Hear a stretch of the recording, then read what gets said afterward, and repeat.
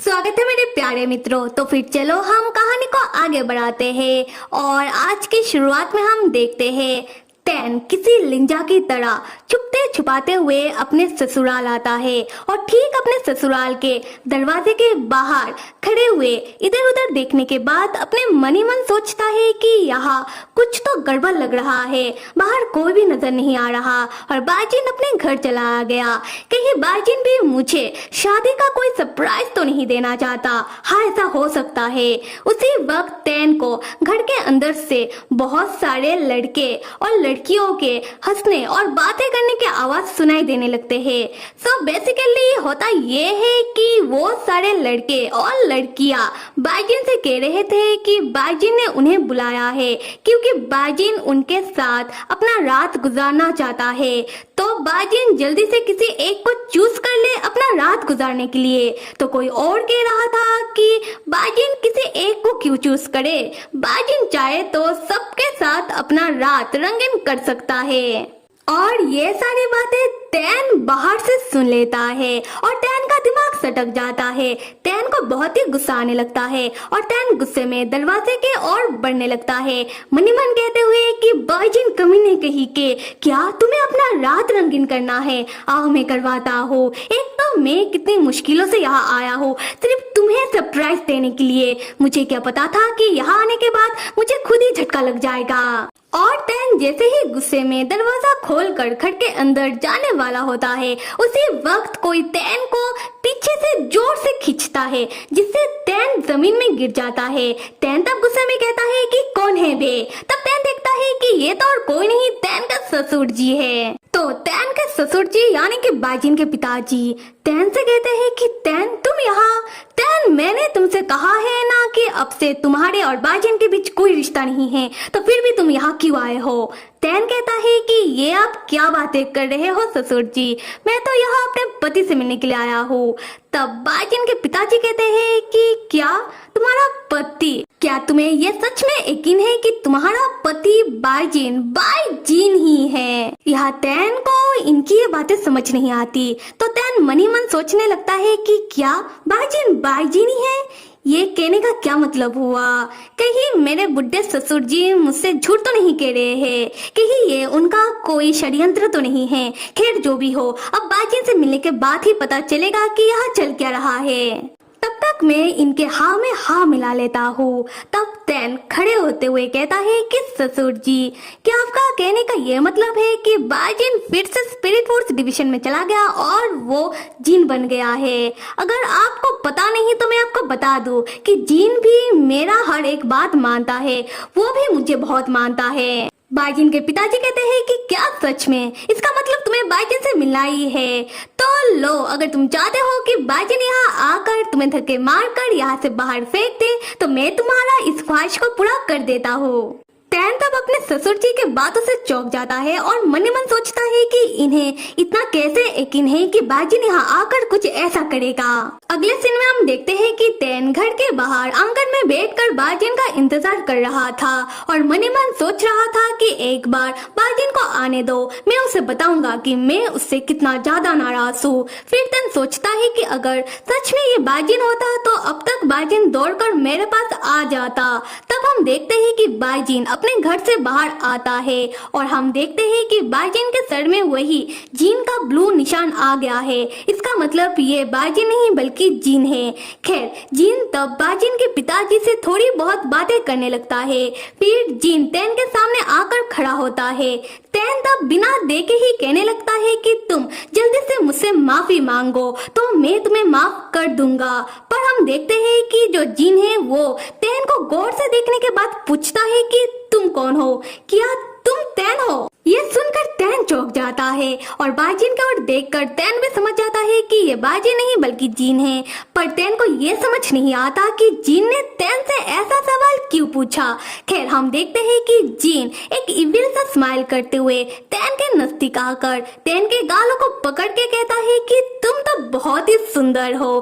क्या तुम भी यहाँ बाकियों की तरह मेरे साथ रात गुजारने आए हो? तो बताओ एक रात का कितना लोगे? ये सुनकर तैन को बहुत ही गुस्सा आता है। जिन कहने लगता है कि यहाँ जितने भी लड़की और लड़के आए हुए हैं वो तो एक रात का 100 स्पिरिट स्टोन लेंगे, पर तुम बहुत ही सुंदर हो तो मैं तुम्हें उनसे ज्यादा दूंगा। और जिन की इन सारी बातों से तैन को बहुत ही गुस्सा आता है। तैन गुस्से में जिन का हाथ एक झटके में हटाता है और जिन के सामने खड़े होकर कहता है कि बस करो जिन, ये तुम कैसी बातें कर रहे हो? हाँ, माना कि तुम बाजिन के शरीर को काबू कर सकते हो, इसका मतलब ये नहीं कि तुम मेरे साथ बदतमीजी से पेश आओ। यहाँ बाजिन का नाम सुनते ही जिन को गुस्सा आने लगता है और जिन गुस्से में तैन से कहता है कि तुम मेरे सामने उस बाजिन का नाम मत लो, क्योंकि वो बाजिन है जो इतने सालों से मेरे शरीर को काबू कर रहा था, और अगर तुमने दोबारा मेरे सामने उस बाजिन का नाम लिया तो जिन बाजिन को मार देगा। फिर जिन खुद को शांत करते हुए कहता है कि वैसे भी अब बाजिन कभी भी वापस नहीं आने वाला। ये सुनते ही तैन बौखला जाता है और तैन जिन से पूछता है कि तुम्हारे कहने का क्या मतलब है? बाजिन वापस क्यों नहीं आने वाला? तुमने बाजिन के साथ क्या किया है? तब जिन कहता है कि क्या तैन को बाजिन से इतना प्यार है? फिर जिन तैन के हाथों को कस के पकड़ लेता है और तैन को अपनी ओर खींचकर जबरदस्ती हक करते हुए कहने लगता है कि तैन को बाजिन से क्यों प्यार है? क्या तैन को बाजिन के इस शक्ल से प्यार है या फिर तैन को बाजिन के इस शरीर से प्यार है? अगर ऐसी बात है तो जिन के पास सब है और अब जिन को तैन पसंद आ गया है, क्योंकि जिन ने कभी भी तैन की तरह इतना सुंदर पर्सन नहीं देखा। तो जिन चाहता है कि तैन अब से जिन के पास रहे और आज रात तैन जिन के साथ गुजार ले, फिर तैन को भी पता चल जाएगा कि जिन बाजिन से बेहतर है। तैन तब गुस्से में जिन को धक्का मार कर हटाता है तो जिन कहता है तैन से कि तुम तो अभी से ही मुझ पर गुस्सा कर रहे हो। तब बाजिन के पिताजी जिन से कहते हैं कि जिन तुम तैन के साथ खेलना बंद करो, क्योंकि तैन कोई आम आदमी नहीं है। तैन राक्षसी दुनिया का डिमोन किंग है और अगर तुम्हें तैन पसंद आ ही गया है तो तुम तैन के साथ राक्षसी दुनिया जा सकते हो। तुम्हें घर से भी ज्यादा मजा आएगा वहाँ। उसके बाद बाजिन के पिताजी तैन के कंधों में हाथ रखते हैं और तैन से कहने लगते हैं कि तैन तुम पास कर गए, तुम वाकई में मेरे बेटे से बहुत प्यार करते हो, तुम उसे अपने साथ लेकर जा सकते हो। और तैन तुम दोनों को शादी करनी है ना, तो शादी में और देरी ना करते हुए एक काम करते हैं कि मैं तुम दोनों का शादी कल ही करवा देता हूँ और तुम चाहे तो मेरे बेटे को अपना दुल्हन बना सकते हो। मुझे इस बात से कोई दिक्कत नहीं है, तुम बस मेरे इस पागल मतलब मेरे इस अच्छे बेटे को अपने साथ राक्षसी दुनिया लेकर जाओ। यहाँ तैन अपने ससुर जी की बातों से चौंक जाता है और उसे समझ ही नहीं आ रहा था कि वो कहे क्या।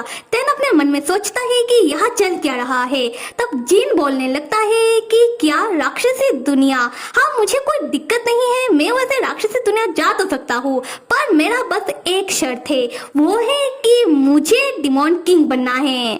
तैन तब जिन से कहता है कि बिल्कुल नहीं, पागलों की तरह बातें करना बंद करो। जिन तब नखरा करते हुए अपने घर के अंदर जाने लगता है, तैन से ये कहते हुए कि अगर तुम मुझे डिमोन किंग बनने नहीं देना चाहते हो तो मुझसे कोई उम्मीद मत रखना, मैं जब डिमोन किंग बन जाऊंगा तब आना, फालतू में मेरा समय बर्बाद कर दिया। तब तैन जिन का ऐसा रवैया देखकर वो और चौंक जाता है और तैन अपने ससुर जी से पूछता है कि ससुर जी, कहीं जिन का याददाश्त तो नहीं चला गया? और यहाँ में पता चलता है कि बाजिन यानी कि जिन, उसका याददाश्त सच में चला गया है। और अगले सीन में हम देखते हैं कि तैन जिहो और रुलेन के घर आता है और उन दोनों को भी ये सारी बातें बताते हुए कहता है कि बाजिन के ऊपर जिन पूरी तरीके से हावी हो गया है और जिन का याददाश्त चला गया है। और इसके पीछे का कारण ये है कि बाजिन का जो स्पिरिट रूट है वो पूरी तरीके से राक्षसी ओरे के कब्जे में आ गया है और जब तक राक्षसी ओरा बाजिन के अंदर से क्लियर नहीं होता तब तक बाजिन नॉर्मल नहीं हो सकता। जिहो कहता है कि मेरे हिसाब से ये कोई दिक्कत की बात नहीं है, क्या फर्क पड़ता है कि बाजिन जिन बन गया, न्याय के कल्टीवेटरों का मुखिया तो मान गए हैं ना तुम दोनों की शादी के लिए, तो फिर कर लो जिन से शादी, फिर तुम जिन को राक्षसी दुनिया लेकर जाओ, उसके बाद तुम उसका इलाज करना। तब तैन कहता है कि मैंने भी इस बारे में सोचा था और मैंने ये भी सोचा था कि शादी के बाद इलाज से पहले मैं जीन को मोड़ मोड़ कर उसका भरता बनाऊंगा। पर दिक्कत की बात यह है कि वो कमीना जीन मुझसे शादी करने के लिए मेरे सामने उसने शर्त रखी है और शर्त ये है कि मुझसे शादी करने के बाद वो जीन और 3 शादियां करना चाहता है। ये सुनकर जिहो कहता है कि अरे नहीं, अगर ऐसा हुआ तो तुम्हारी इज्जत का तो कबड़ा बन जाएगा। फिर जिहो रुलेन से कहता है कि अरे सुनते हो रुलेन, तुम तो कहते हो कि तुम तो बहुत ही बड़े डॉक्टर हो, तो तुम क्यों नहीं जाकर उस बाजिन का चेकअप करते हो। तब रुलेन कहता है कि हाँ तुम सही कह रहे हो, पर जितना मैंने अभी अभी तैन के मुंह से बाजिन के कंडीशन के बारे में सुना, इस सुनकर मेरा ये मानना है कि बाजिन के अंदर पहले से ही राक्षसी ऑरा था। उसके बाद बाजिन ने बहुत मात्रा में राक्षसी ऑरा इनहेलेट कर लिया और वो राक्षसी ऑरा जाकर बाजिन की स्पिरिट रूट को कब्जा कर लिया, जिससे बाजिन का स्पिरिट रूट बहुत हद तक खराब हो चुका है। और जो स्पिरिट रूट है वो कल्टीवेटरों का कल्टीवेशन करने का बेस होता है, जिसको किसी मामूली दवाई से ठीक नहीं किया जा सकता। ये सुनकर तैन चौंक कर कहता है कि तुम्हारे कहने का क्या मतलब है, क्या मेरे सोच से भी ज्यादा बाजिन का हालत बिगड़ चुका है। फिर तैन परेशान होकर खुद को ही कोसने लगता है। तैन मनी मन कहने लगता है कि तैन ने बाजिन का ध्यान क्यों नहीं रखा। अगर तैन बाजिन के ऊपर पहले से ही ध्यान देता तो शायद ऐसा नौबत नहीं आता। तब तैन को परेशान होता हुआ देखकर जिहो तैन को समझाने लगता है कि तैन तुम शांत हो जाओ, क्योंकि अभी तक रुलेन ने बाजिन का चेकअप भी नहीं किया, ये तो बस रुलेन का अनुमान है। तब रुलेन कहता है कि ये बस उसका अनुमान नहीं है, क्योंकि रुलेन पेशेंट का सिम्टम सुनकर ही कह सकता है कि क्या वो पेशेंट ठीक हो भी पाएगा या फिर नहीं। जिहो कहता है कि तुम चुप रहो। उसके बाद रुलेन जिहो के मुंह के सामने एक दवाई पकड़ाते हुए कहता है कि अच्छा बाबा मुझे माफ करो और पहले तुम इस दवाई को पी जाओ। तब जिहो कहता है कि अब ये कौन सा जहर दे रहे हो, और मैंने आज सुबह ही सुना था कि तुम अपने मॉम से कह रहे थे कि तुम चाहते हो कि हम 2 से 3 हो जाए। कहीं ये दवाई कोई वैसा दवाई तो नहीं है, क्योंकि मैं ऐसा कुछ नहीं चाहता। तब रुलेन कहता है कि अरे नहीं, ये तो बस मेरा एक नॉर्मल नया टेस्टिंग दवाई है, बस इसे पीकर टेस्ट करो। हम तैन को देखते हैं जो रुलेन और जिहो की नोकझोंक देखकर उसे बाजिन का याद आने लगता है।